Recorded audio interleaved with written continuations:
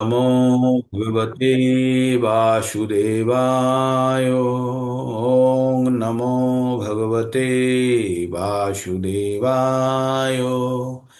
ॐ नमो भगवते वासुदेवाय।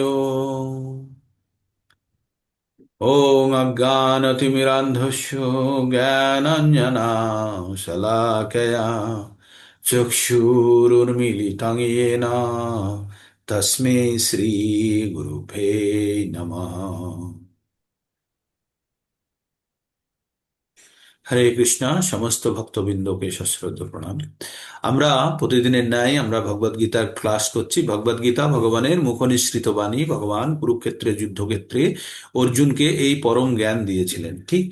তো আমরা এই কুরুক্ষেত্রে যুদ্ধক্ষেত্রে অর্জুনকে যে পরম জ্ঞান দিয়েছিলেন তার আমরা পটভূমি খুব সুন্দরভাবে বুঝেছি। আপনারা কালকে সবাই সুন্দরভাবে পার্টিসিপেট করে নিজেরা ব্যক্ত করেছেন কিভাবে অর্জুন যুদ্ধ করতে প্রস্তুত হয়নি, কারণ তার মনের মধ্যে কিছু শঙ্কা উৎপন্ন হয়েছিল।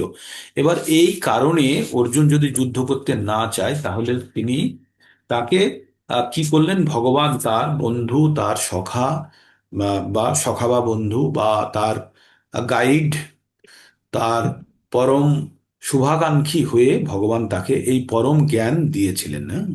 তো এই কথাগুলি কে ব্যাখ্যা করছেন? এই কথাগুলি ব্যাখ্যা করছেন সঞ্জয়। কার কাছে? ধৃতরাষ্ট্রের কাছে। এতদূর পর্যন্ত আপনাদের কাছে একদম সিনারিও জলের মতো পরিষ্কার, আশা করি।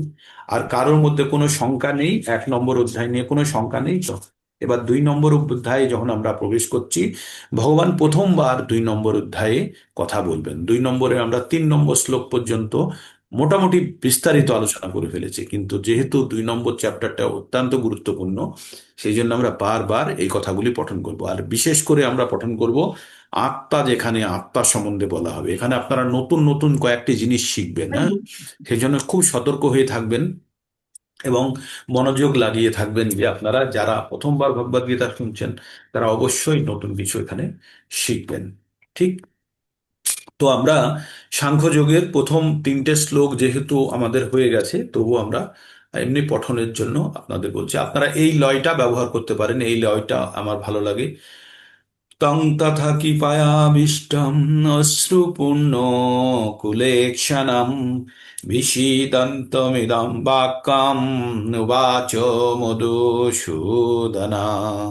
তং তথা কৃপয়াবিষ্টম অশ্রুপূর্ণ কুলেক্ষণম বিষীদন্তমিদং বাক্যম উবাচ মধুসূদনা। সঞ্জয় বললেন অর্জুনকে এইভাবে করুণার্দ্র, মানে করুণ অবস্থায়, করুণ অবস্থায় দেখে ব্যাকুল অশ্রুসিক্ত, মানে অর্জুনের চোখে জল। হাসির কথা না? অর্জুনের মতো বীর, তার চোখে জল দেখে মধুসূদন শ্রীকৃষ্ণ এই কথাগুলি বললেন। কি কথাগুলি বললেন পরের শ্লোকে আমরা শুনবো। শ্রী ভগবান উবাচ, ভগবান প্রথমবার বলছে, ভগবদ গীতাতে শুরু করেছেন। হ্যাঁ? শ্রী ভগবান উবাচ কুতস্থা কস্মিলমিদं বিষমে সমুপস্থিতম। কুতস্থা কস্মিলমিদं বিষমে সমুপস্থিতম। অনার্য জুষ্টমসর্গম অকীর্তি কর্মার্জুনা। তো কি বললেন অর্জুন? প্রিয় অর্জুন, এই ঘোর সংকটকালে অনার্যের মতো এই কলুষতা তোমার ভিতরে কোথা থেকে এলো? জীবনের মূল্যবোধ সম্বন্ধে জ্ঞাত মানুষের পক্ষে এই সমস্ত একদমই শোভা দেয় না। তা তোমার ঊর্ধ্বলোকে, আর এই তোমার ক্রিয়াকলাপ তোমাকে ঊর্ধ্বলোকে উন্নত করবে না, অথবা পক্ষান্তরে তোমার অপযশ প্রদান করবে। মানে অর্জুনকে একটু ভগবান ঠুকেই বললেন, তাই না? তো আমরা যখন বাচ্চার গল্পটা বলেছি যে এমসে ভর্তি হওয়ার জন্য বাচ্চাটি ভালো নিটে রেজাল্ট করেছে বা ডাক্তারি পড়ার জন্য নিয়ে গেছেন, আর সে কোনো অবস্থাতেই কলেজে ভর্তি হবে না, কারণ সে বলছে ভর্তি হলে মানুষকে কাটা ছেঁড়া করতে হয়, তাতে পাপ হবে, তাই আমি ডাক্তার হব না। এবার আপনি যখন সন্তানকে বোঝাচ্ছেন তো প্রথমে কি বলবেন? তুই কি পাগল হয়ে গেছিস নাকি? কি বলছিস তুই? ঠিকভাবে ভেবে বল। তো তেমনই ভগবান বলছে যে এই রকম সময় তোমার নাকি এই রকম কথা বলা উচিত। হ্যাঁ, আর বাচ্চাটাকে আপনিও কি বলবেন যে তুই নাকি এত পড়াশোনা করে এত ভালো রেজাল্ট করে এসে তুই ডাক্তার হবি, আর তুই শেষে কি বলছিস আমি ডাক্তার হব না? তো এইভাবে অর্জুনকে একটু বকেই ভগবান কথাটি বলতে শুরু করলো। আসলে ভগবান কে? ভগবান হচ্ছে, ভগবানের ছটি ঐশ্বর্য আছে, হ্যাঁ, যার মধ্যে ছটি ছটি ঐশ্বর্য বিদ্যমান, তাকে ভগবান বলা হয়। ছটি ঐশ্বর্য কি কি? সমগ্র ঐশ্বর্য মানে সমস্ত ধন ভগবানের, সব কিছু যত পৃথিবীতে মানে জগৎ সংসারে যত ধন আছে তার মালিক হচ্ছে ভগবান। রূপ, সব থেকে তার রূপ সুন্দর, হ্যাঁ। তার সমস্ত বীর্য মানে সব থেকে বেশি শক্তিশালী ভগবান। সমগ্র যশ, যত আমাদের দেশে সব থেকে নামী ব্যক্তিকে, তার থেকেও বিল ক্লিন্টন বা কি নাম ওই ভদ্রলোকের নাম, ট্রাম্প, বা তার এরা সব ছোট ছোট বিন্দু মনে করুন। আর ভগবান হচ্ছে বিভু, ভগবান হচ্ছে সব থেকে যশস্বী, হ্যাঁ। সমগ্র শ্রী, ভগবানের কাছে সমস্ত ধন সম্পদ আছে। সমগ্র জ্ঞান ভগবানের, মানে পুরো ভগবান জ্ঞানে ভর্তি পরিপূর্ণ। আর আর তারপরে হচ্ছে বৈরাগ্য। এত কিছু থাকা থাকতেও ভগবানের কোনো জিনিসে কোনো আসক্তি নেই। তো এই ছটি গুণ যখন কারোর মধ্যে বর্তমান থাকবে তাকে বলা হচ্ছে ভগবান। যার মধ্যে ভগ মানে এই ছয় ধরনের গুণ থাকবে তাকে বলা হয় ভগবান। তো এইবার আমরা আহ এক মিনিট, হ্যাঁ, হরে কৃষ্ণ। আমাদের ভগবানের ছটি, আমরা যে ভগবানের ছটি বিষয়ে অপরিসীম, মানে এগুলো কোনো সীমা নেই। আমাদের দেশের সব থেকে ধনী ব্যক্তিকে হচ্ছে ধীরুভাই আম্বানির ছেলে মুকেশ আম্বানি। তো মনে করুন এরকম লক্ষ কোটি কোটি কোটি কোটি কোটি কোটি মুকেশ আম্বানির যত ধন আছে ভগবানের তাই আছে। আমাদের দেশে সব থেকে সুন্দর আমরা কাকে বলি? যে মনে করুন হিরোকে আমরা সুন্দর বলি, তার থেকে কয়েক লক্ষ কোটি গুণ বেশি সুন্দর ভগবান। তো এইভাবে ভগবানের সব জিনিসগুলো ভগবানের বেশি। তাই ভগবান সম্বন্ধে বলতে গিয়ে ব্রহ্মাজি ভগবান সম্বন্ধে যখন বিশ্লেষণ করেছে, তখন ব্রহ্মাজি ভগবান সম্বন্ধে বলছে, ঈশ্বরः পরমকৃষ্ণ সচ্চিদানন্দ বিগ্রহ অনাদিরাদি গোবিন্দ সর্বকারণ কারণম। তো বলছেন যে ঈশ্বর, ঈশ্বর পরম কৃষ্ণ মানে পরম ঈশ্বর হচ্ছেন কৃষ্ণ, আর তিনি হচ্ছেন সচ্চিদানন্দ বিগ্রহ। সৎ চিত আনন্দ। সৎ মানে হচ্ছে যে চিরন্তন, চিত মানে হচ্ছে জ্ঞানে পরিপূর্ণ, আর আনন্দ মানে হচ্ছে সব সময় আনন্দময়। তো ভগবান কখনো দুঃখী থাকে না, ভগবান দুঃখী হয় তার ভক্তর জন্য, তাছাড়া ভগবান সব সময় আনন্দময়। তাই ভগবানের নাম হচ্ছে বিগ্রহ হচ্ছে সচ্চিত আনন্দ বিগ্রহ। ভগবান কোনো নিরাকার বস্তু নয় যে আকাশের মতো কিছু একটা জ্যোতি টতি, যারা বলে তাদের এগুলো তাদের ধারণা। কিন্তু এখানে বলছে, ভগবদ গীতায় বলছে বা ব্রহ্মা যেটা বলছে সেখানে বলছে বিগ্রহ। বিগ্রহ মানে যার একটা নির্দিষ্ট রূপ আছে, হ্যাঁ? আকার। ঠিক। তো এইভাবে ভগবান সম্বন্ধে বিভিন্ন জায়গাতে ব্যাখ্যা করা হয়েছে। তার মধ্যে ভাগবতম, ভাগবতম বলে একটি গ্রন্থ আছে যেটি হচ্ছে বেদান্ত সূত্রের ভাষ্য ব্যাসদেব দ্বারা রচিত, হ্যাঁ? সেখানেও বলা হয়েছে এতে চাংশ কলা পুংসং, এতে চাংশ কলা পুংসং কৃষ্ণস্তু ভগবান স্বয়ং ইন্দ্রিয়াণি ব্যাকুলাং লোকে লোকম মীঢ়ন্তি যুগে যুগে তে চাংশ কলা পুংসঃ কৃষ্ণস্তু ভগবান স্বয়ং ইন্দ্রিয়ারি ব্যাকুলাম লোকম মীঢ়য়ন্তি যুগে যুগে। তো ভগবান বলছে, যে বলছে যত মানে ভাগবতমের 3 নম্বর অধ্যায়ে সমস্ত অবতারের কথা বলা হয়েছে, সেখানে 22টা অবতারের কথা বলা হয়েছে। সেই সম্বন্ধে বলছে যতগুলো অবতারের কথা বলা হলো তার মধ্যে সব থেকে মানে যে এগুলো অবতার কিন্তু স্বয়ং ভগবান হচ্ছেন শ্রীকৃষ্ণ, সেটি ওই ভাগবতমে উল্লেখ করা আছে। সেই শ্লোকটি আমরা শুনলাম 1-3-28 এটি উল্লেখ করা আছে। তো এইভাবে ভগবান সম্বন্ধে আমরা একটু জানলাম, আর ভগবান কিভাবে অর্জুনকে একটু বকে দিল, হ্যাঁ। তারপরে 3 নম্বরের শ্লোকে কি চলে গেলাম আমরা? ক্লৈব্যং ক্লৈব্যং মাস ক্লৈব্যং মাস্মাগম পার্থ নৈতত্ত্বোপপদ্যতে শুদ্রাম হৃদয়ং দুর্বল্য ত্যক্ত উত্তিষ্ঠ পরন্তপ। আচ্ছা, সকলের কাছে কি আপনাদের ভগবদ গীতা আছে? হুম? হ্যাঁ, হ্যাঁ। সবারই কার কাছে নেই এর মধ্যে ভগবদ গীতা? হরে কৃষ্ণা। কার কাছে নেই এর হ্যান্ড মধ্যে? এমন কার কেউ কাছে? আছেন যার কাছে নেই? হ্যান্ড রেজ করুন, কার কাছে নেই? হ্যান্ড রেজ, যার কাছে নেই হ্যান্ড রেজ করুন তো, আমি প্রতিদিন ভুলে যাই এটি জিজ্ঞেস করতে। এমন কেউ আছেন? লজ্জা করবেন না, না থাকলে বলুন, না পৌঁছে দেবো, যেভাবে হোক আপনাদের কাছে পৌঁছে দেবো। বলুন না থাকলে। হরে কৃষ্ণা। কার কাছে নেই? সকলের কাছে আছে। খুব ভালো। আমি ধরে নিচ্ছি সকলের কাছে আছে, তাহলে আপনারা গ্রন্থটাও খুলে নিয়েও পড়বেন। আর যদি না থাকে তাহলে এখনো বলুন, আমরা পৌঁছে দেবো, অথবা মনমোহন প্রভুকে আলাদা করে বলুন, সকলের সামনে না বললে। বা আমাকে বলুন। ভগবদ গীতা যাতে আপনাদের কাছে পৌঁছোয়, সেটা ভগবদ গীতা ছাড়া এইভাবে ওপেন শুনে মজা আসবে না, তাই না? আপনারাও যখন রেফার করবেন, পড়বেন, কোন জায়গাটা আটকালো না আটকালো, তখন আরো আনন্দ পাবেন। তো আমরা এখানে ভগবান কি বলছে, ক্লৈব্যম মানে মানে হচ্ছে ক্লিবতা, নপুংসতা। মা স্ম মানে, মা মানে হচ্ছে না। মা মানে হচ্ছে সংস্কৃততে মা কথার অর্থ হচ্ছে না। আস্ম করোনা, তো বলছে মা স্ম, বলছে করোনা। গম মানে হচ্ছে গ্রহণ করো, পার্থ পিতা পুত্র। না কখনোই নয়।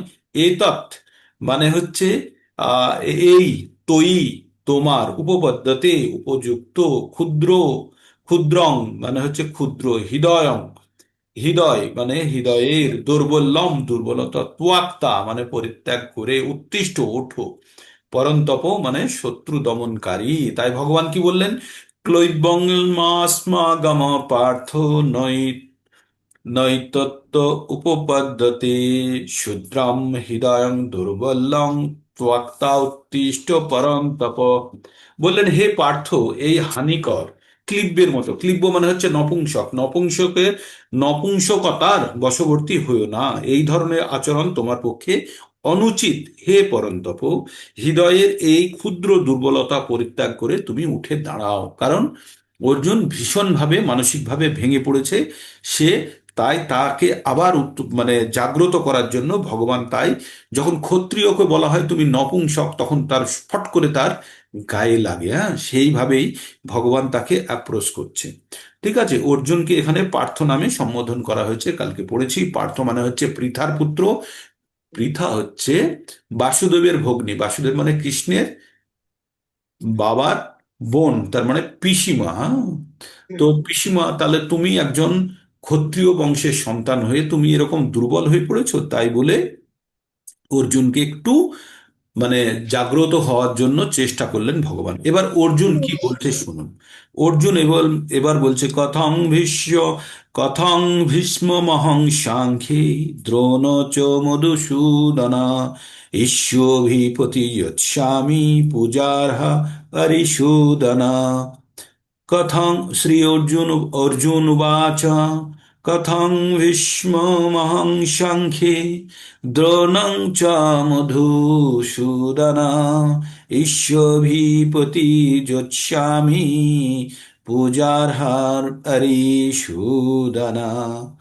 অর্জুন, তো এখানে অর্জুন উবাচ, অর্জুন বললেন, কথম কিভাবে, কথম ভীষ্মম মানে ভীষ্ম, অহম আমি, সাংখ্যে যুদ্ধে, দ্রোণম মানে দ্রোণাচার্য, চ ও মধুসূদন হে মধুহন্তা, ইস্যুভি মানে বাণের দ্বারা, প্রতিযৎস্যামি মানে প্রত্যাঘাত করব, পূজার হও মানে পূজনীয়, অরিসুদানা হে অরিসুদন, অরিসুদন হত্যাকারী। তার মানে ভগবানের নাম এখানে অরিসুদানও বলা হয়েছে, মানে অরি নামক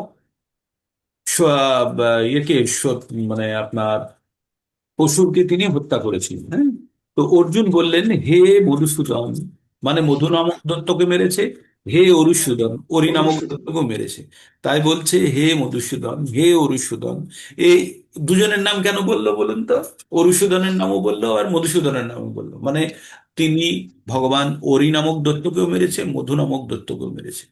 তাই বলছে তুমি, হে ভগবান, তুমি অরিসূদনকেও মেরেছো, মধুসূদনকেও মেরেছো।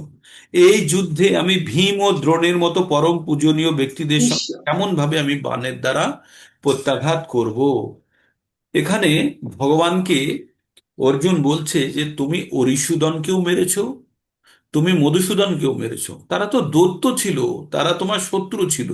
কিন্তু এখানে পরম পূজনীয় দ্রোণাচার্য আমার গুরুদেব, ভীষ্ম আমার পিতামহ, এরা তো অরিসূদন মধুসূদন নয়।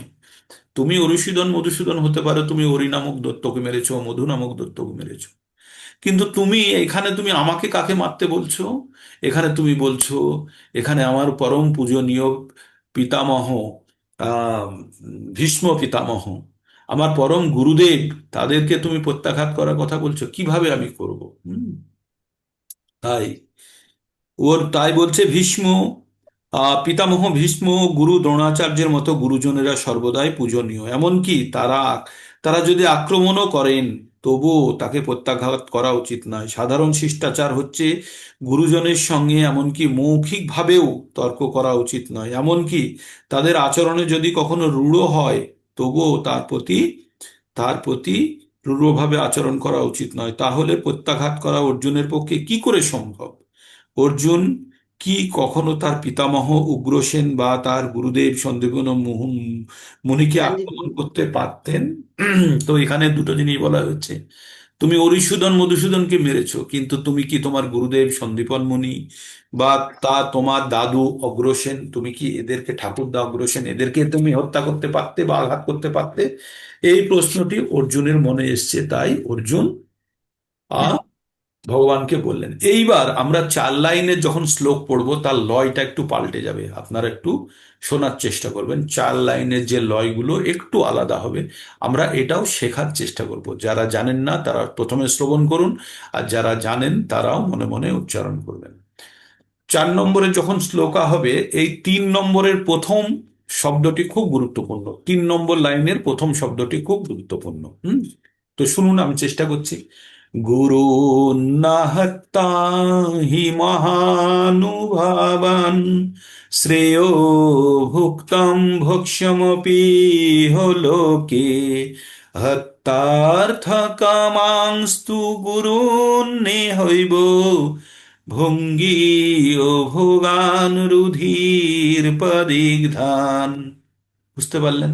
এইভাবেই আমাদের চতুর্থ 4 লাইনে যদি শ্লোক থাকে, তার লয়টাই এবার গুরু নাহত্তাহি মহানুভাবান, শ্রেয় ভোক্তুম ভক্ষ্যমপি লোকে, হত্যার্থ কামাংস্তু গুরুন্নেহৈব ভঙ্গি ও ভোগান রুধির পরিধান। ঠিক। তো এখানে গুরান মানে গুরুজনেরা, আহত্যা গুরুন্না হত্যা, গুরু হত্যা না করে, হি অবশ্যই, মহানুভব মানে মহান আত্মগণ, শ্রেয় শ্রেয়, ভোক্তুম ভোগ করা, ভোক্সম মানে ভিক্ষার দ্বারা, অপি ও ইহ এ জীবনে, লোকে এই জগতে, হত্যা হত্যা অর্থ লাভ, কামান কামনা করে, তু কিন্তু, গুরান গুরুজনেরা, ইহ এই, এব অবশ্যই, ভুঙ্গিও মানে ভোগ করতে হবে, ভোগান ভোগ্যবস্তু, রুধির মানে রক্ত আর প্রতিঘ্রান। তার মানে কি বলতে চাইলো? গুরু নাহতা হিমানু ভাবান, শ্রেয় ভোক্তুম ভিক্ষা ভক্ষ্যমপি লোকে, বলছে গুরু হত্যা করা থেকে শ্রেয় মানে আরো ভালো কি, ভোক্তুম মানে জীবন যাপন করব, ভক্ষ্যম অপি লোকে এই জগতে আমি ভিক্ষা করে জীবন যাপন করব, সেটি আরো ভালো। হত্যার্থ কামাংস্ত গুরুর না হইব, এই গুরুকে হত্যা করে, ভুঙ্গীয় ভোগান রুধির পান, এই যে গুরুকে হত্যা করে আমি যেটি ভোগ করতে যাব, এই পার্থিব জিনিস আমার ভোগ করার কোনো প্রয়োজন নেই। আমার মহানুভব গুরুবর্গের জীবনের বিনিময়ে এই জগৎ ভোগ করার থেকে বরং ভিক্ষা করে আমি জীবন ধারণ করব, করা ভালো। তারা পৃথিবীর পার্থিব বস্তুর অভিলাষী হলেও কারা? যারা যুদ্ধ করতে এসছে। কারা যুদ্ধ করতে এসছে? ইভেন তার গুরুদেব, তার ভীষ্ম পিতামহ, তারাও যুদ্ধ করতে এসছে। তারা কি বলছে? তারাও যদি পার্থিব বস্তুর অভিলাষী হলেও আমার গুরুজন তাদের হত্যা করে যুদ্ধ লব্ধ সমস্ত ভোগ্য বস্তু তাদের রক্তে ভেজা হবে। হ্যাঁ, তাদের রক্তে ভেজা হবে কি সমস্ত ভোগ্য বস্তু, পার্থিব জিনিস। তার মানে গুরুদেরকে, গুরু বা পিতামহকে হত্যা করার পরে অর্জুন ভাবছে যে কি ভেবেছিল, যে অমঙ্গল দেখেছিল। কালকে আপনারা যেগুলো পড়েছেন, 5টি বিষয় অমঙ্গল দেখেছে। তারপরে বলছে আমি এই সুখ কাদেরকে দেখাবো। তো কাউকে যদি বলে তার বাবাকে হত্যা করে সে প্রাইজ জিতবে, তাহলে প্রাইজটা পাওয়ার পরে কাকে দেখাবে, তাই না? তো ভীষ্ম পিতামহ তাদেরকে ছোটবেলা থেকে স্নেহ দিয়ে বড় করেছেন। এবার এই ভীষ্ম পিতামহকে হত্যা করে সে কখনো আনন্দ লাভ করতে পারে? তাই বলছে ভীষ্ম পিতামহ, দ্রোণাচার্য, গুরুদেব, তারা যদিও পার্থিব বস্তুর জন্য অভিলাষী, তারা হয়তো ভাবছে। কিন্তু আমি কি করে, আমি একজন সেন্সিটিভ মানুষ, আমি একজন সংবেদনশীল মানুষ, সংবেদনশীল মানুষ, কিভাবে আমি তাদেরকে হত্যা করতে পারি? এই অর্জুনের মধ্যে প্রশ্ন এসছে।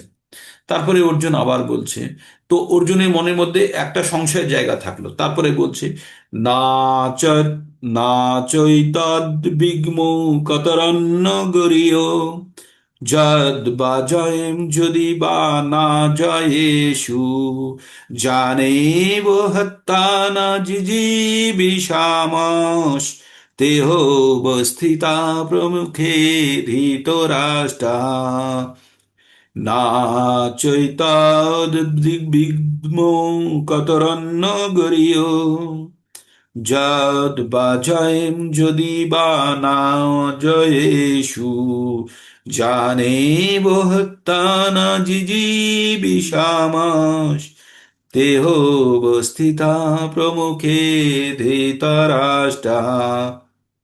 অর্থাৎ না চ চ ও এতৎ এই বিদ্ম মানে আমরা জানি, কতরাত যা, না আমাদের, গরীয় শ্রেষ্ঠ, যা যত যত যা, বা অথবা জয়েম জয়, যদি যদি, বা অথবা না আমাদের, জয়েষু জয় করা, যান যারা, এব অবশ্যই, হত্যা হত্যা করা, জিজিবিষাম জীবন ধারণের ইচ্ছা করি, তে সকলে অবস্থিত অবস্থিত, প্রমুখে প্রমুখে, মানে এগুলো বাংলা শব্দের মতোই একদম, না কোনো জায়গাতে সবগুলোই এই একটা দুটো শব্দ। গরীয়টা আমাদের হয়তো বাংলাতে নেই, গরীয় মানে হচ্ছে, হ্যাঁ জানি আমরা গরীয় আছে শ্রেষ্ঠ। তো এইভাবে মানেটা কি হচ্ছে, তাদের জয় করা শ্রেয় না তাদের দ্বারা পরাজিত? এবার অর্জুনের মনের মধ্যে দ্বিধা ভাব চলে এসছে, তাদের জয় করা শ্রেয় না তাদের দ্বারা পরাজিত হওয়া শ্রেয়।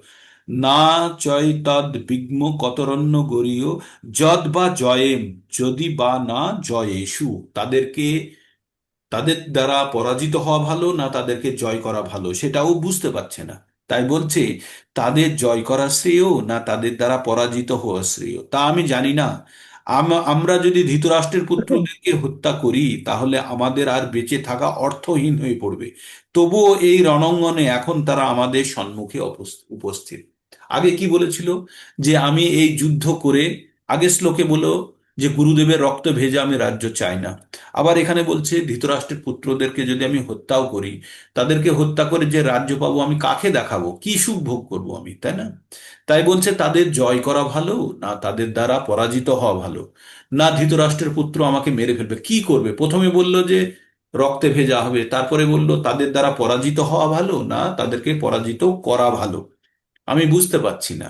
তাই তাহলে এখন তারা আমার সামনে যুদ্ধক্ষেত্রে উপস্থিত, আর তাদেরকে মেরে আমি যে রাজ্য পাবো সেই রাজ্য আমি ভোগ করতে আমি আনন্দ পাবো না। এটা হচ্ছে অর্জুনের অভিব্যক্তি। ঠিক, তার মানে অর্জুন টোটালি কনফিউজড। এইবার ভগবদ গীতার আসল পর্যায় শুরু হচ্ছে। এই শ্লোকটি আপনাদেরকে মুখস্থ করতে হবে, কোনটি? 7 নম্বরটি, সকলকে। সেখানে অর্জুন, এখন কিন্তু অর্জুনের মনের কথাই চলছে। অর্জুন কি বলছে? অর্জুন বলছে, কার্পণ্য দোষোপহত স্বভাব পৃচ্ছামি তম ধর্ম সম্মূঢ় চেতা যশ্রেয় সন্নিশ্রিতং ব্রূহি তন্মে শিষ্যাস্তেহং সাদিমাম তাম প্রপন্নাম কার্পণ্য দোষোপহত স্বভাব পৃচ্ছামি তাম ধর্ম সম্মূঢ়চেতা যস্যেয় সন্নিশ্রিতং ব্রূহি তন্মে শিষ্যাস্তেহং সাদিমাম তাম প্রপন্নাম। তো এখানে অর্জুন আগে কি বলল, দুটো শ্লোকে বলল, গুরুদেবকে হত্যা করে কোনো আমার এর থেকে আমি ভিক্ষা করে খাবো সেটা ভালো, কিন্তু তার রক্তে ভেজা রাজ্য আমি লাভ করতে চাই না। তারপরে বলল, এদের এই যে ধৃতরাষ্ট্রের পুত্ররা যুদ্ধক্ষেত্রে আমার সামনে দাঁড়িয়ে আছে, তাদেরকে হত্যা করা ভালো না তাদের দ্বারা হত্যা হয়ে যাওয়া ভালো? মানে টোটাল পাগলের মতো অবস্থা। আমি বুঝে উঠতে পারছি না, আর তাদেরকে হত্যা করে আমি কি সুখ বা পাবো, কি রাজ্য ভোগ করব? এইরকম অবস্থায় অর্জুন পরে বলছে, আমি একদম কার্পণ্য দোষ মানে কৃপণতায় ভুগছি। কৃপণ কাকে বলে? যে প্রয়োজনে খরচা করে না। তো অর্জুনের কাছে কিন্তু খরচা করার জিনিস আছে, বুদ্ধি আছে, জ্ঞান আছে, সব কিছু আছে, কিন্তু সেটি খরচা করতে পারছে না, সেটি ব্যয় করতে পারছে না, সেটি প্রয়োগ করতে পারছে না, তাই নিজেকে বলছে কার্পণ্য দোষ, মানে কৃপণতা। তার মধ্যে কৃপণতা এসে গেছে, তাই বলছে, অর্জুন বলছে কার্পণ্য দুর্বলতা মানে কৃপণতা এসে যাওয়ার জন্য সে নিজেকে আর ঠিকভাবে ব্যবহার করতে পারছে না, তাই বলছে কার্পণ্য জনিত দুর্বলতার প্রভাবে আমি কিং কর্তব্য বিমূঢ় হয়ে পড়েছি। আমি কি করতে হবে আমি বুঝতে পারছি না, টোটালি আমি কনফিউজড। আমার কর্তব্য সম্পর্কে আমি সম্পূর্ণ বিভ্রান্ত। এমতো অবস্থায় আমি জিজ্ঞেস করছি আমি কি করব, আমার পক্ষে শ্রেয়স্কর কি? শ্রেয়, কথাটি মনে রাখবেন, দাগ দিন, শ্রেয়। শ্রেয়স্কর কি তা আমাকে এখন বলো। আমি তোমার শিষ্য এবং সর্বতোভাবে তোমার শরণাগত। দয়া করে তুমি আমাকে নির্দেশ দাও।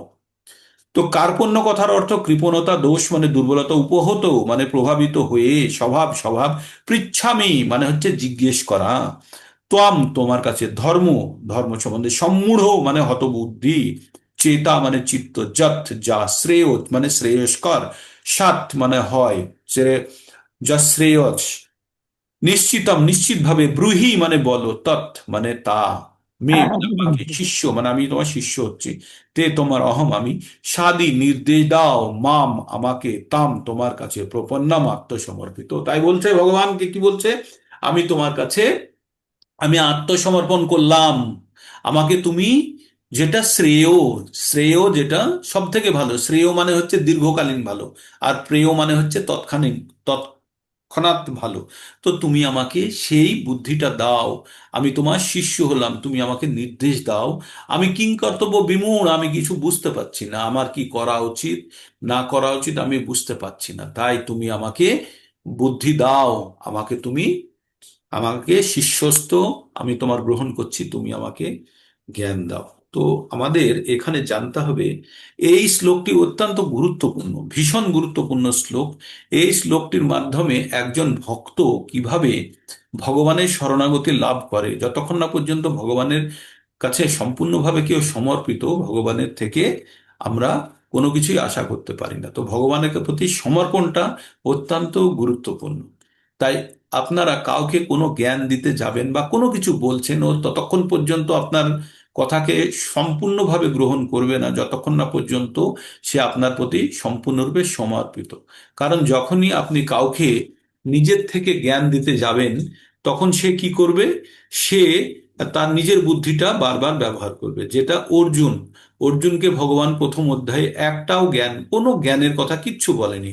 কারণ অর্জুনের মনের মধ্যে যত কিছু ছিল সবগুলোকে অর্জুনকে খালি করার একটা ভগবান সুযোগ দিয়েছে। তাই যখনই কাউকে আপনি জ্ঞান দিতে যাবেন, তখনই দেখবেন যে তার ভিতরে যদি কোনো কিছু জমানো থাকে, আগে সেটি পরিষ্কার করে নিক। নাহলে আপনি যদি তাকে জ্ঞান দিতে যান, তাহলে সে জ্ঞানটি গ্রহণ করতে পারবে না। তার একটা এক্সাম্পল দিয়ে বলেছি, একটা চায়ের পেয়ালাতে চা ভর্তি আছে, এবার তাতে যদি আপনি দুধ আরো মেশাতে চান, তাহলে দুধ ঢাললেই কিন্তু চা উপচে পড়ে যাবে, তাই না? বা আপনি তাকে দুধ দিতে চান চায়ের কাপের মধ্যে, তো নিতে পারবে না। তাহলে কি করতে হবে? চায়ের কাপটাকে খালি করে তার মধ্যে যদি দুধ নেয়, তাহলে দুধটা নিতে পারবে। তেমনই অর্জুনের মাথার মধ্যে যে জিনিসগুলো ছিল, সেইগুলো সবগুলো সে বলেছে, আরো হয়তো কেউ একটা কথা বলবে। বলার পরে অর্জুন কি করছে? অর্জুনকে এবার যখন ভগবান দেখছে অর্জুন মোটামুটি খালি হয়েছে, সারেন্ডার করেছে, তখনই আমরা তখনই অর্জুনকে ভগবান জ্ঞান দিচ্ছে। ঠিক। তো যিনি যথার্থ বুদ্ধিমত্তা সহকারে এই দেহে সদ্ব্যবহার করে জীবনের সমস্ত সমাধান করেন, তিনি ব্রাহ্মণ। এখানে দুটো জিনিস সম্বন্ধে আমরা জানবো, একটা হচ্ছে কৃপণ আর একটা হচ্ছে ব্রাহ্মণ। লোক, কৃপণের সঙ্গে ব্রাহ্মণের কি সম্পর্ক? হ্যাঁ, আছে। কৃপণ কথার অর্থ হচ্ছে যে প্রয়োজনে খরচা করে না, যে প্রয়োজনে খরচা করে না। তিন ধরনের ব্যক্তি হয় যারা খরচা করে বা ব্যয় করে কোনো জিনিস। একটাকে বলে কৃপণ, যারা একদমই প্রয়োজনে খরচা করে না। তারপরে ডিগ্রিতে আছে মিতব্যয়ী, যারা যতখানি প্রয়োজন ততখানি খরচা করে। আর আরেকজন হচ্ছে অতি ব্যয়ী, যা যতখানি প্রয়োজন তার থেকেও বেশি খরচা করে। তাহলে তিন ধরনের ব্যক্তিত্ব হলো, একটা হচ্ছে কৃপণ, দুই হচ্ছে মিতব্যয়ী, আর তিন নম্বর হচ্ছে অতিব্যয়ী। হ্যাঁ? তো যারা কৃপণ তারা প্রয়োজনেও খরচা করে না। এবার ব্রাহ্মণের সঙ্গে কেন তুলনা করা হচ্ছে? ব্রাহ্মণ আমাদের সমাজের শ্রেষ্ঠ ব্যক্তিত্ব, যাদের মধ্যে জ্ঞান বুদ্ধি সম্পূর্ণভাবে বিদ্যমান, তারা সমাজকে চালনা করার জন্য তারা বসে আছে। এবার ব্রাহ্মণ কি করে?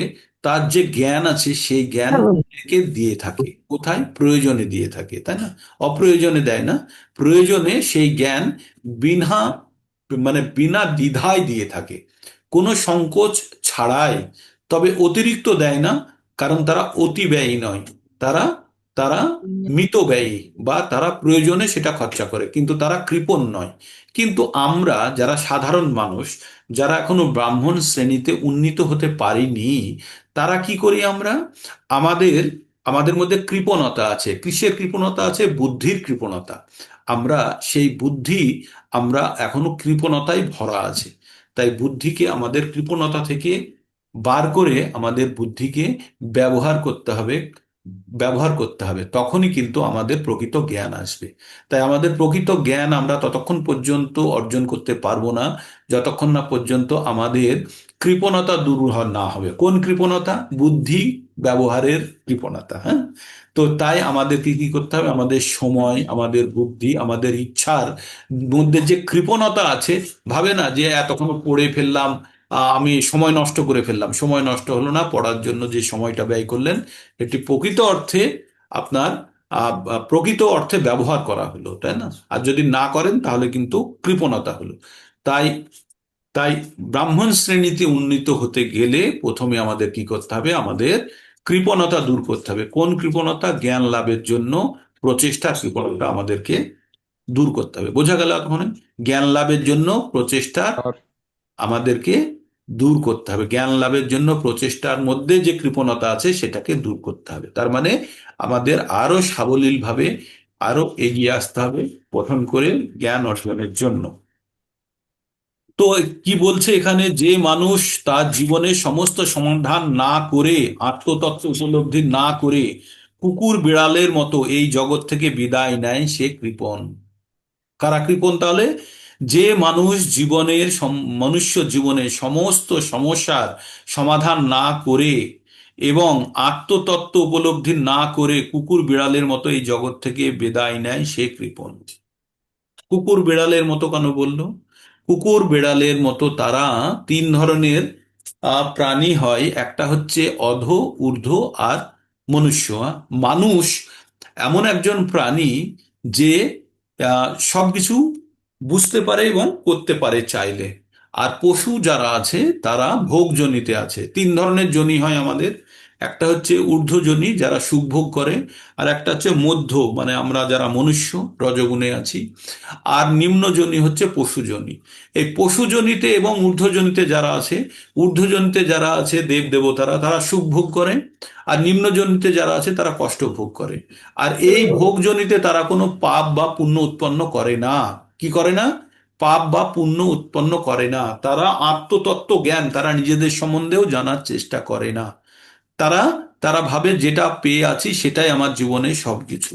তাই যে যে মানুষ ভাবে এই জীবন পেয়েছি, জীবনটাকে ভোগ করে নাও, তারা কুকুর বিড়ালের থেকে ভিন্ন নয়।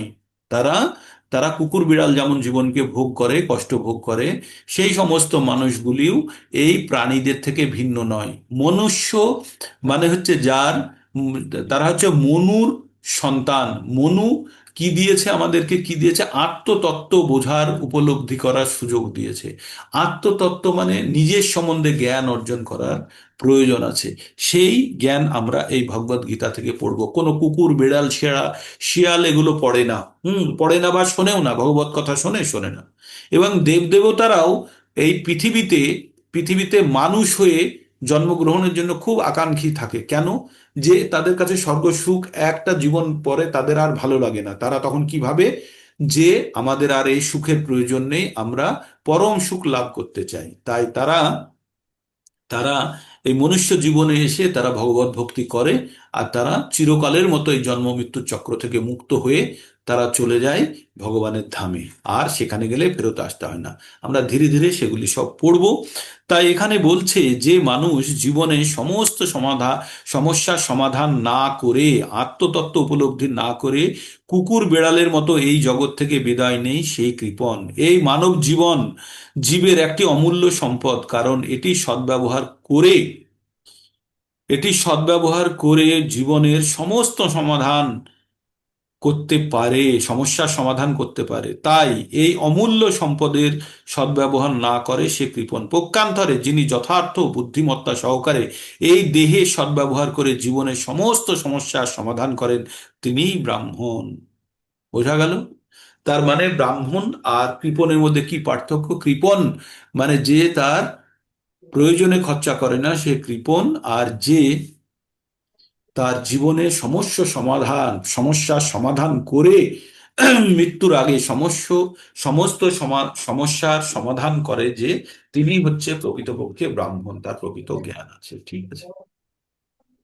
মানুষ প্রায়শই এক ধরনের চর্মরোগ দ্বারা আক্রান্ত হয়ে স্ত্রী, পুরুষ ও অন্যান্য পরিজন সমন্বিত পরিবারের প্রতি অত্যন্ত আসক্ত হয়ে পড়ে। হুম, শুনুন কথাটি কি বলছে। মানুষ প্রায়শই এক ধরনের চর্মরোগ দ্বারা আক্রান্ত হয়ে স্ত্রী, পুত্র, অন্যান্য পরিজন সমন্বিত পরিবারের প্রতি অত্যন্ত আসক্ত হয়ে পড়ে। এটি চর্মরোগ। মানে আমরা আমরা যে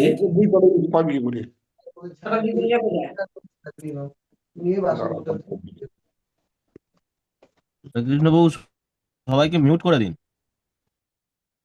আমরা আমাদের এই যে এই যে আসক্তি, এটি একটি চর্মরোগ। চর্ম মানে হচ্ছে ত্বক। ত্বক, তাহলে আমাদের পাঁচটি পাঁচটি আমরা পাঁচটি আমাদের জ্ঞানেন্দ্রিয় আছে: চক্ষু, কর্ণ, নাসিকা, জিহ্বা, ত্বক। তো আমরা দেখি শুনি, কিন্তু আমাদের যে অনুভব বা অনুভূতি, স্ত্রী পুরুষের যে অনুভূতি, সেটাই চর্ম দ্বারাই হয়, মানে টাচ করেই হয়। ঠিক আছে। আর তার সন্তান উৎপন্ন হয় ওই সংসর্গ থেকে, স্ত্রী পুরুষের সংসর্গ থেকে। সেটা একটা ত্বকের, মানে একটা চামড়ার কাছ থেকেই আসে, তাই না? আমাদের যে যতক্ষণ না স্ত্রী আর পুরুষ যখন নিজেদের সঙ্গে সম্পর্ক যুক্ত হচ্ছে বা টাচ করছে একজন আর একজনকে, বা যুক্ত হচ্ছে, ততক্ষণ পর্যন্ত কিন্তু সন্তান উৎপন্ন হবে না। তাহলে সন্তান উৎপন্নের কারণ হচ্ছে পুরুষ নারীর সংসর্গ। আর এইভাবেই আমাদের আরো বিস্তার শুরু হয়ে যায়, তাই না? তো যখনই একটি পুরুষ কোনো মহিলা বা মহিলা পুরুষের প্রতি আকৃষ্ট হয়, কখন? যখন তাদের ভিতরে কাম বাসনা জাগে। কাম মানে হচ্ছে লাস্ট বলে যেটাকে ইংরেজিতে। এই কাম বাসনার ফলে কি হয়? তারা একান্তে মিলিত হওয়ার চেষ্টা করে। তো একান্ত যখন, তাহলে বিবাহ যখন হয়, তারপরে তাদের একটা ঘরের প্রয়োজন হয়, তাই না? এবার ঘর প্রয়োজন হলে তাকে পরিশ্রম করে একটা ঘর বানাতে হবে। তো এই পরিশ্রম করে একটি ঘর নিয়ে তারা আহ, এই সংসর্গ করে, তারপরে একটি সন্তান উৎপন্ন হয়। সেই সন্তানকে বড় করার জন্য আরো পরিশ্রম করে। তারপরে সন্তানকে স্কুলে দেওয়ার জন্য সব ধরনের, যত ধরনের জীবনের বিস্তার লাভ করতে শুরু করে, তত বেশি মানুষকে পরিশ্রম করতে হয়। এবার এই পরিশ্রম করতে করতেই একদিন বুড়ো হয়ে যায়, অসুস্থ হয়ে যায়, মৃত্যুবরণ করে। এটাকে বলছে হৃদয়ের গ্রন্থি, মানে হৃদয়ের গাঁট। তো শুরু হলো কোথায় থেকে? এই চর্মরোগ থেকে, মানে আকৃষ্ট হওয়া থেকে। এই চামড়ার অনুভূতি পাওয়ার জন্য মানুষ পুরুষ স্ত্রীকে আর স্ত্রী পুরুষকে প্রতি আকৃষ্ট হয়। তো প্রভুপাদ এই জায়গাকে বলেছে লিকুইড বিউটি। আমরা যেটাকে বাইরে থেকে দেখে চকচকে ঝকঝকে ভাবি, সেটি সেটি একটি লিকুইড। হ্যাঁ, সেটি একটি লিকুইড। কিছুদিন পরে সেটি উবে যাবে বা নষ্ট হয়ে যাবে। তাই 18 বছর 20 বছরের মধ্যে আমাদের যে সৌন্দর্য, সেগুলি সব লোপ পায়, পেয়ে চামড়া জড়ো, টাক পড়া, বুড়ো, থুরথুরে হয়ে যায় আমরা। তারপরে আমরা অসুস্থ হব, তারপরে আমরা মৃত্যুবরণ করব। এটাই জীবন চক্র। তো আমাদের জীবনের উদ্দেশ্য কি এটাই? যে খাও, পিও, বাচ্চা পয়দা করো, ভয় পেলে ঘেউ ঘেউ করো, ঘুমো, এটাই কি আমাদের জীবন? এগুলো তো কুকুর শিয়ালও করে। তাহলে মানুষ আর কুকুরের মধ্যে কি পার্থক্য, বা অন্যান্য প্রাণীদের মধ্যে পার্থক্য? মানুষের কাছে বুদ্ধি আছে। তাই আমরা পড়েছিলাম, মনে আছে? প্রথম দিন পড়েছিলাম, আহার নিদ্রা ভয় মৈথুনং চ সামান্যমিদাত পশুভির নারানাম ধর্ম হি তেষাং অধিকো বিশেষ, ধর্মে নহি না পশুভীর সমানা। তো আমরা কি বলেছিলাম? আহার, নিদ্রা, ভয়, মৈথুন। আহার মানে খাদ্য, নিদ্রা মানে ঘুম, ভয় মানে ভয় পাওয়া, আর মৈথুন মানে হচ্ছে সন্তান উৎপন্ন করার জন্য যৌন ক্রিয়া।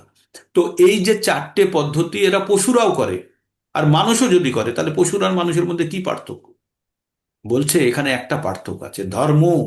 ধর্ম হি তেষাং অধিক বিশেষ। বিশেষ ধর্ম মানে হচ্ছে যে আমি ধার্মিক তা না, ধর্ম মানে হচ্ছে বৈশিষ্ট্য। মানুষের যদি মনুষ্যত্ব যদি না থাকে, তাহলে সে মানুষ নয়।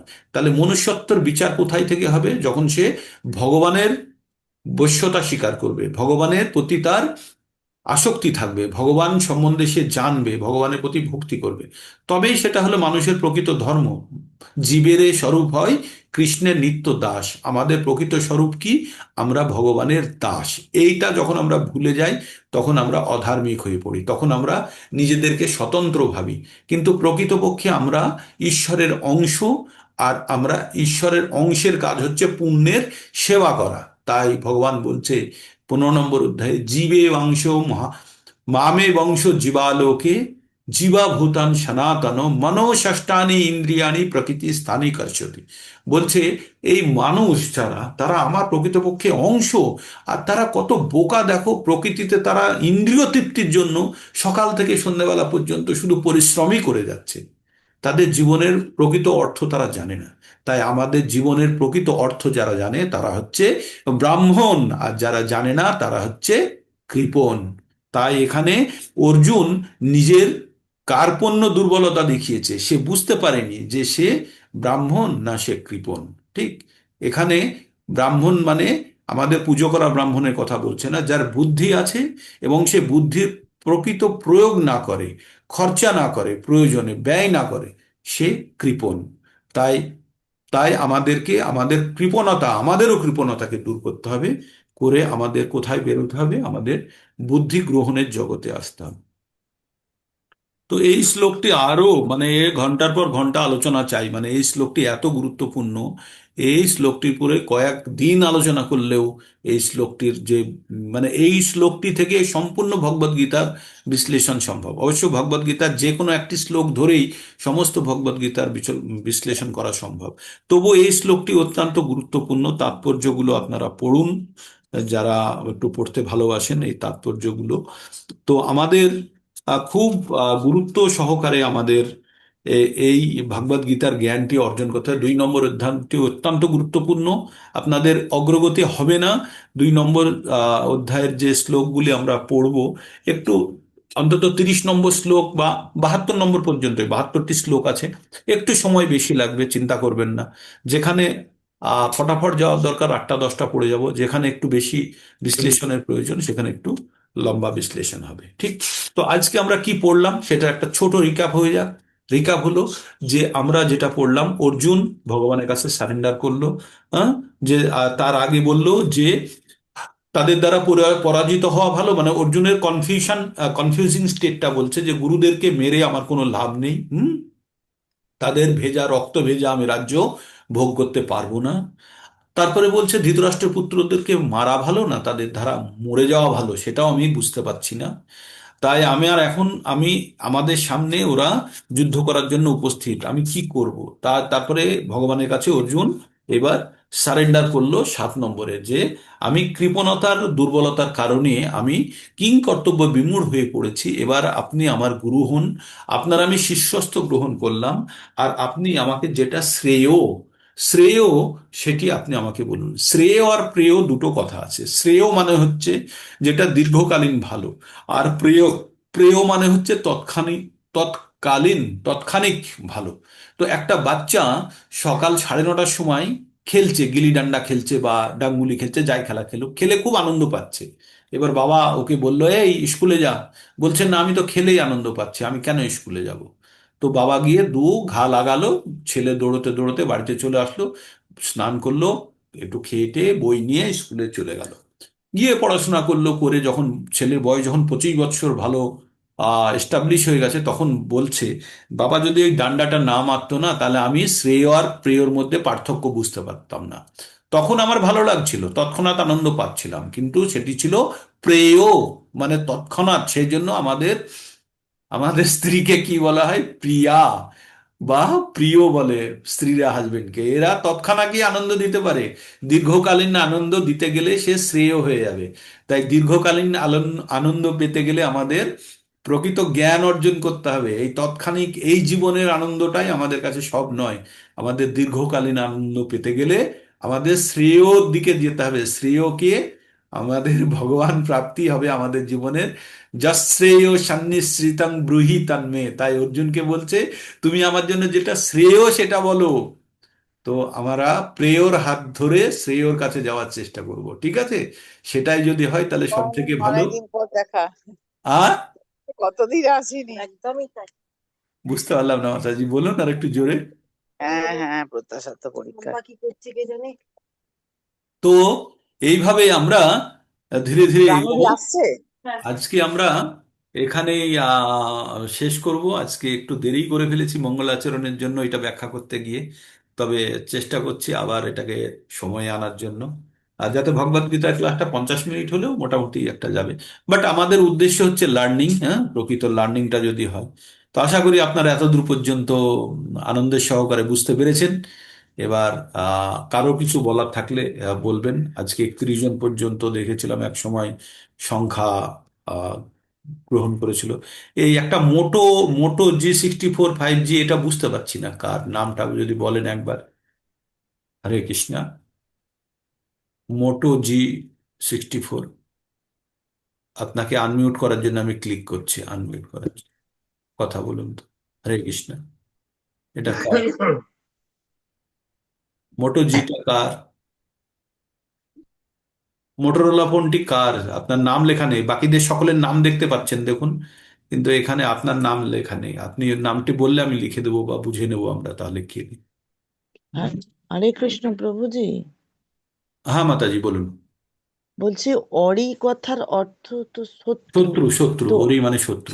তো অরিসুদন কোনো দৈত্য নয় তো, সম্ভবত শত্রু হত্যা। ওই শত্রুহন্তা ওরি নামের ওরি। হ্যাঁ, শত্রুহন্তা ওরি নামের কোনো শত্রু ছিল সম্ভবত। শত্রুহন্তাই জেনে নেবেন, কিন্তু ওরই একটা দৈত্যের নামও। ও, আমি সেটাই জিজ্ঞেস করছি, এ কি কোনো দৈত্য না অরি হ্যাঁ, অর্থে সেই জন্য শত্রু? অরিসূদন আর মধুসূদন দিয়েছে। মধু নামের দৈত্যকেও মেরেছে, অরি নামের দৈত্যকেও মেরেছে। কারণ ও ওখানে দুজনকে সামনে দাঁড় করিয়েছে না অর্জুনের, একজন হচ্ছে দ্রোণাচার্য আর একজন হচ্ছে ভীষ্ম। তো ওই দুজনের আচ্ছা। পরিবর্তে ভগবান ওর দুটো নাম দিয়ে, তুমি তো অরিকেও মেরেছো, তুমি মধুকেও মেরেছো। তুমি কি ভাবছো আমার পিতা পিতামহ, মানে গুরুদেব, এরা কি দুজন আমার অরি আর মধুর মতো এরা? সেই অর্থে ব্যবহার করেছে। আমি ভাবছি হয়তো কি শত্রু হন্তাকারী রূপে ওই জন্য ব্যবহার হয়েছে, হত্যাকারী রূপে। ধরে নিতে প্রভুজি, পারেন যদি ওরি। আমি যেটা শুনেছিলাম ওরি নামেও একজন দৈত্য আছে, আর হয়তো। সেটাই আমি জিজ্ঞাসা করছি, এটি কোনো স্পেশাল দৈত্য না কোনো যে কোনো শত্রুর হত্যাকারী করেছেন, হত্যা করেন, বা মনের না, যে এখানে অজ্ঞানতা যেহেতু সেটাও তো একটা স্পেসিফিক শত্রু। দুজনকে রেখেছে সামনে, স্পেসিফিক কাকে কাকে রেখেছে, দুজনকে স্পেসিফিক রেখেছে। দ্রোণাচার্য এবং আর একজনকে ভীষ্ম। ভীষ্ম পিতামহ। বিশ্ব ঠিক আছে, বিশ্ব তার পরিবর্তে দুজনকে। ভগবান তো অনেক দৈত্যকে মেরেছে, এর জন্য দুজনকে স্পেসিফিক রেখেছে, মধুসূদন এবং অরিসূদন। সেই আমি জানতাম না, ওইটাই জিজ্ঞেস করলাম। ঠিক আছে, ঠিক আছে, আলোচনার মাধ্যমে অনেক কিছু প্রভুজি বেরিয়ে আসে। প্রভুজি প্রভুজি বলুন, প্রণাম। বলুন, এই বলুন। 6 নম্বর শ্লোকে হ্যাঁ। আহ, এই দ্বিতীয় লাইনে একটা আছে, যদ বা জমেমো যদি বা নো জায়ো জয়েশু। সু বললে। হুম। ওটা সু না, উ অন্তস্থ হয় জয়েজু, সু। জয়েজু, জয়েজু, জয়েজু, আচ্ছা, জয়েজু, জয়জু। জয়েজু। আমি যদি জয়েশু বলে থাকি ভুল বলেছি। হ্যাঁ জয়েজু হ্যাঁ, ওই জন্য। ঠিক আছে, মানে জয় করা ভালো না, ঠিক আছে, তাকে ঠিক আছে, তার কাছে বুঝতে পরাজিত হওয়া ভালো তাদের দ্বারা। জয়েজু, আমি ভুল বলেছি, জয়েশু বলেছি, জয়েজু দেখতে ভুল করেছি। তো আর কারো প্রভুজি, কিছু? হ্যাঁ বলুন। আপনি দুটো শ্লোক পোস্ট করেছিলেন, সেটা কোথায় কোথায়? একটা শ্লোক পোস্ট করেছিলাম না কালকে? হ্যাঁ ওটা হ্যাঁ, 2 নম্বর 42 অধ্যায়ে 43 আর আসবে। 43। 2 নম্বরে 42 43, ওটা, হ্যাঁ। 2 নম্বরের 42 43, হ্যাঁ, ওখানে খুব ভালো আলোচনা থাকবে, চিন্তা কিছু নেই। যদি কোনো হুম, পোস্ট করে এমনি পড়ে নেবেন যতখানি বুঝবেন, খুব হুম, ভালো। 2 নম্বর চ্যাপ্টার মানে ভগবদ গীতা পুরো শিখে নেবেন 2 নম্বর চ্যাপ্টার যদি বিস্তারিত কেউ পড়ে। হুম। হুম, ওখানে একটা কথা বলা হচ্ছে, ভোগ ঐশ্বর্য পোষক্ত নাম তয়া অপহিত চেতাসাম হুম, ব্যবসায় আত্মিকী বুদ্ধি সমাধো না বিধয়তে। যাদের কাছে অনেক ভোগ ঐশ্বর্য আছে তারা কখনো ভক্তির পথে অগ্রগতি করতে পারে না, খুব কঠিন তাদের পক্ষে। কারণ যাদের কাছে দুঃখ আছে তারা তাড়াতাড়ি ভগবানের শরণাগতি লাভ করে, কিন্তু যাদের কাছে সুখ আছে তাদের পক্ষে ভগবানের শরণাগতি লাভ করা খুব কঠিন, তাই না? তো সেই হুম, কথাটারই বিস্তারিত বিশ্লেষণ আছে, ওটাই এক এক লাইনে। তো ওখানেও আছে বেদে যে কথাগুলোই বলা হয়, বেদে সাধারণত কর্মকাণ্ডের কথা বলা হয়। তাহলে বেদের কর্মকাণ্ডের কাজ করে যারা বেদ থেকে জ্ঞান অর্জন করে করে সুখ ভোগের জন্য স্বর্গাদি লোকে যেতে চায়, অনেকে চায় না যে স্বর্গে যাব, সুখ ভোগ করব, আর যারা করতে চায় তাদের জন্য বেদের জ্ঞান আছে। তো ওই বেদের জ্ঞান থেকে যারা স্বর্গ ভোগ ভোগ করার জন্য যারা কর্মকাণ্ডে করে, তারা কখনো সমাধি মানে তারা কখনো পরম জীবনের পরম উদ্দেশ্য ও পায় না। তারা, আমাদের জীবনের 4টে উদ্দেশ্য পরমার্থ আছে, কি আছে? জন্ম, অর্থ, কাম ও মোক্ষ। হ্যাঁ, জন্ম, অর্থ, কাম ও মোক্ষ। এই ধর্ম, অর্থ, কাম ও মোক্ষ। উন্মত। তো ধর্মের পথে থেকে আমরা অর্থ উপার্জন করে আমাদের যে কাম আছে সেটাকে পূরণ করে তারপরে মোক্ষ মানে মুক্তি। তো আমরা এটাকে অন্যভাবে নিতে পারি, কিভাবে নিতে পারি? যখন আমরা অফিসে যাই, অফিসে গিয়ে কাজ করি, যে নিয়মিত কাজ করার কাজ করি, কাজ করে অর্থ পাই, সেই অর্থ দিয়ে আমরা কি করি? সেই অর্থ দিয়ে আমরা বাজার করি বা যে জিনিসগুলো দরকার, বন্ধুরা, কিন্তু শেষে কোথায় ফিরে আসি? বাড়িতে ফিরে আসি, তাই না? আমরা টাকাটা পেলাম, টাকাটা নিয়ে আমাদের যেগুলো প্রয়োজন সেগুলো মেটালাম, মিটিয়ে তারপরে কোথায় ফিরে আসি আমরা? কাজ করে টাকা পেলাম, টাকা নিয়ে যেগুলো কিনলাম প্রয়োজনীয়, কেনার পরে কোথায় ফিরে আসি? বাড়িতে ফিরে আসি। তো এই বাড়িতে ফিরে আসাটাকেই বলছে মোক্ষ। তো আমরা এই পৃথিবীতে এসেছি, আমাদের অপূর্ণ কিছু ইচ্ছা রয়ে গেছে আমাদের মধ্যে, আমাদের মধ্যে অপূর্ণ ইচ্ছা রয়ে গেছে কবেকার? জন্ম জন্মান্তর ধরে, আগে অনেক জীবনের আমাদের ইচ্ছা রয়ে গেছে। তাই যখন আমরা চৈতন্য শিক্ষাষ্টকমে পড়ি না, না ধানম না জনম না সুন্দরীং কবিতাং বা সুন্দরী জগদীশ কাম। কাময়ে মম জন্মনি জন্মনীশ্বরে ভবতাব ভক্তির অহৈতুকিতই। কি বলি আমরা তখন?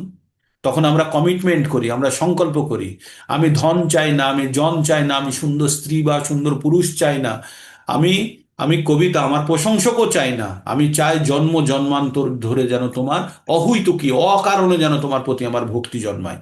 এটা আমরা প্রত্যেক মুহূর্তে আমরা চাই। চাই তো মানে আমরা প্রার্থনা করি। ওই প্রার্থনাটা যদি থাকে তাহলে আর আমাদেরকে আর মনুষ্য রূপে এই ধন জন স্ত্রী পুত্র পাওয়ার জন্য আর জন্মগ্রহণ করতে হবে না। তো এটাই হচ্ছে আমাদের জন্ম মৃত্যুর কারণ, হচ্ছে আমাদের অপূর্ণ ইচ্ছাগুলো যেগুলো রয়ে যায়। এবার ওই ইচ্ছাগুলো নিয়ে তো আমরা এসেছি, এবার ইচ্ছাগুলোকে যদি শেষ না করতে পারি, আবার ওই ইচ্ছাগুলো আমাদের পরবর্তীতে মনুষ্য, তো শেষ করার দুটো রাস্তা আছে, ইচ্ছা পূরণ করে অথবা ইচ্ছা করে আমাদের অন্য ভারী বস্তু দ্বারা চেপে দিয়ে, মানে যদি আমরা আধ্যাত্মিক ইচ্ছা যদি শক্তি তীব্রভাবে আমাদের মধ্যে বসে যায়, তাহলে এই ভৌতিক ইচ্ছাগুলি অটোমেটিক উবে যাবে, ঠিক আছে? তো এটা যদি হয় তাহলে কিন্তু আর আমাদের কোনো ইচ্ছা থাকবে না। তাই আমাদের আমাদের জানতে হবে যে কোনো ভাবেই হোক আমাদের এই দেহত্যাগের পূর্বে আমাদের সমস্ত প্রকার ইচ্ছাকে কিন্তু শেষ করতে হবে, হয় ইচ্ছা পূরণ করে আর না হলে ইচ্ছাকে ডিলিট করে। হুম। তো ইচ্ছা পূরণ করে ইচ্ছাকে শেষ করা খুব কঠিন, একটা ইচ্ছার পরে আর একটা ইচ্ছা, একটার পরে একটা লোভ এইভাবে বাড়তে থাকে। তাই ইচ্ছাকে, এখানে বলছে ইচ্ছাকে আধ্যাত্মিক ইচ্ছা দ্বারা আমাদের ভৌতিক ইচ্ছাকে প্রতিস্থাপিত করতে হবে, সরিয়ে দিতে হবে। তো সেটার জন্যই আমরা এই প্রকৃত জ্ঞান অর্জনের চেষ্টা করছি, এবং আপনারা প্রতিনিয়ত এটার জন্য লেগে আছেন। সাধুবাদ আপনাদের সকলকে, আপনারা ভগবত ভক্তির পথে এগোচ্ছেন। ক্যামেরা অন করবেন যারা যারা পারবেন, একটা অ্যাটেন্ডেন্স হয়ে যাক, 31 জন মতো হয়েছিল। তো ঠিক আছে, খুব ভালো যে আপনারা বেড়ে বেড়ে সবাই যুক্ত হচ্ছেন। আর মোটরোলা ফোনটা কার আমি বুঝতে পারলাম না, একবার ক্যামেরা অন করলে বললে বুঝতে পারবো। এই এই যে মোটরোলা 64 5G। এনিওয়ে, যদি না বলতে পারেন, আর যদি কারো প্রশ্ন, এই ভগবদ গীতার জ্ঞান আপনাদের অর্জন করতেই হবে, আপনারা এত পরিশ্রম করছেন, যেন ব্যর্থ না যায়। হ্যাঁ, এই জ্ঞান যেন ব্যর্থ না যায়, আপনাদের গ্রহণ করতেই হবে। যারা আগে পড়েছেন তারা প্রত্যেকটা বার আপনারা নতুনত্ব পাবেন, প্রত্যেকবার নতুন পাবেন। আমি আমি আবার বলছি, এরপরে আবার যখন পড়বেন আবার নতুন কিছু শিখবেন। প্রত্যেকবার ভগবদ গীতার জ্ঞানই এইরকম। ঠিক আছে, আর কিছু বলার নেই কারোর, এখানে শেষ করি। বৌজি, বলুন। বলছি এই বুধবার আর শনিবার যেটা হয় না, বুধবার শনিবার, হ্যাঁ। বুধবারে হয় মঙ্গলাচরণের শিখান আমাদের শতরূপা দেবী দাসী মাতাজি, হ্যাঁ। শনিবারে সংস্কৃত শ্লোক উচ্চারণ হয়। হ্যাঁ। তো আমি আমি সবাইকে অনুরোধ করছি, ম্যাক্সিমাম আপনারা জয়েন করার চেষ্টা করুন, তাহলে উচ্চারণগুলো শুধরে যাবে এবং এই যে ডাউট পড়ছে না, এই ডাউট গুলো পড়বে না, উচ্চারণগুলো শুধরে যাবে, আর এই আমাদের মঙ্গলাচরণটাও সবাই শিখতে পারবে, তাহলে সবাই ইন্ডিপেন্ডেন্টলি করতে পারবে, এতেই আমাদের মানে সিদ্ধি হবে আমাদের, এইটাই ঠিক জানা। আছে, তো বুধবারে আর শনিবারে দুটো ক্লাস হয়। বুধবারের দিন হয় মঙ্গলাচরণ বা এই ফর্মুলাগুলো কিভাবে শিখবে, আর বা শনিবারে যে ক্লাস নেন সেই ক্লাস নেন ডক্টর অমিতা গার্গ মাতাজি, বড় ডাক্তার উনি। উনি সকলকে এই সার্ভিস দিচ্ছেন সংস্কৃত শ্লোক শেখানোর জন্য, ঠিক আছে? তো যারা এখানে অনেকেই যুক্ত হন, মহুয়া মাতাজি, তারপরে দীপ্তি মাতাজি, এরা তৃপ্তি মাতাজি, মনমোহন প্রভু, এরা সব যুক্ত হন অনেকেই। ওখানে সংস্কৃত শ্লোক শেখে। যারা ইচ্ছা প্রকাশ করছেন বা শিখতে চান, একবার চেষ্টা করে দেখুন না, দেখুন কয়েকটা দিন। মাতাজি একটু কড়া করে বলেন, কিন্তু খুব সুন্দরভাবে শেখান। তো শতরূপা দেবী দাসী মাতাজিও খুব সুন্দরভাবে শেখান। তো আপনারা আহ, চেষ্টা করুন। শনিবার আর বুধবার বিকেল 4টে থেকে এই লিঙ্কেই হয়। এই হিন্দিতে হয় বলে প্রভু একটু অসুবিধা হয় তো না, বুঝতে পারি না। অসুবিধা কিছুই নেই, খালি এই যে প্রোনাউন্সিয়েশন গুলো শেখার প্রয়োজন, বাস। আর ডাউট হলে জিজ্ঞাসা করবেন না, আমরা আছি তো। ঠিক আছে, আপনারা চেষ্টা করুন, না হলে বাংলাতে আবার একটা সেশনের জন্য কিছু একটা ব্যবস্থা করা যাবে। একবার চেষ্টা করে দেখুন, তো শিখে যাবেন, দুটো ল্যাঙ্গুয়েজই শিখবেন। হিন্দিও শিখে যাবেন, সংস্কৃতও শিখে যারা যাবেন, আর যারা একেবারে বাংলাতে জানেন। হিন্দি জানেন, যারা একেবারে হিন্দি জানে না, আমাদের বিউটি মাতাজি, দীপ্তি মাতাজি, তারাও শিখছে এখানে, কোনো অসুবিধা হবে না। ঠিক আছে, আজকে এখানেই ছাড়ুন। আবার কালকে সকাল সকাল জয়েন করুন। এই বেড়ে ছেড়ে সবাই মিলে ভগবদ গীতার জ্ঞান সকলের কাছে পৌঁছে দিন। আপনারাও জ্ঞান গ্রহণ করুন। হরে কৃষ্ণ।